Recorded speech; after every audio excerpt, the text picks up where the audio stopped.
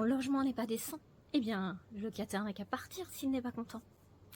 Je vous raconte cette semaine l'histoire d'un bailleur qui ne voulait pas faire des travaux dans l'appartement donné à bail.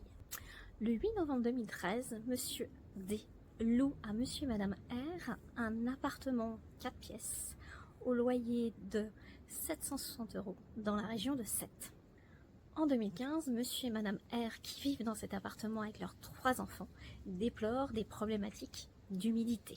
Ne parvenant pas à obtenir du bailleur qu'il réalise les travaux nécessaires, ils décident de cesser de payer leur loyer. Ni une ni deux, le 21 décembre 2015, le bailleur leur fait délivrer un commandement de payer visant la clause résolutoire. La dette s'élève alors à une somme d'environ 2300 €. Les locataires ne régularisent pas leur dette dans le délai imparti par la loi, c'est-à-dire 2 mois à cette époque. En septembre 2018, le bailleur saisit le tribunal pour demander le constat de la résiliation du bail, l'expulsion des locataires ainsi que leur condamnation au paiement des arriérés de loyer et charges. Le tribunal constate effectivement l'acquisition de la clause résolutoire, mais refuse de prononcer l'expulsion. Il condamne les locataires à payer les loyers, les arriérés de loyer et charges jusqu'à libération des lieux, mais constate également l'indécence du logement et condamne le bailleur à réaliser les travaux permettant d'assurer la décence du logement. Le bailleur fait appel et grand bien lui en fasse, puisque la cour d'appel infirme le jugement sur 2 points. 1. Lorsqu'il a condamné le bailleur à réaliser des travaux de décence du logement. Le bail étant résilié, les locataires ne peuvent plus, après la date de résiliation du bail, revendiquer la réalisation de travaux de décence du logement. Et deuxième point,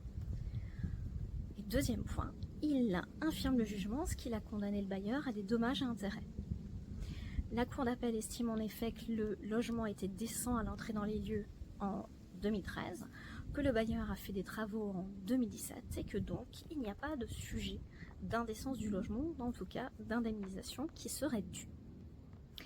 Mécontents, les locataires forment un pourvoi en cassation.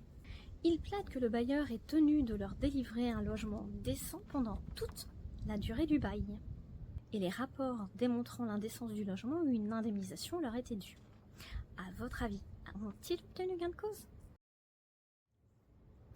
La réponse est oui. Dans cet arrêt du 16 mai 2024, la Cour de cassation casse l'arrêt d'appel.